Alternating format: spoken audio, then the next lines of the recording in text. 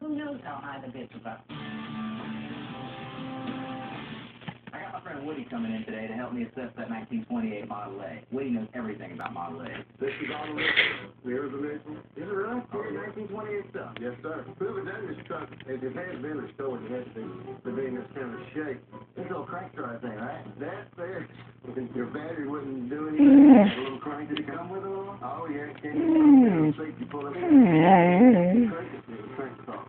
My favorite aspect of the A model is that it was a great design from the 1920s so far ahead that it was really a wonderful car.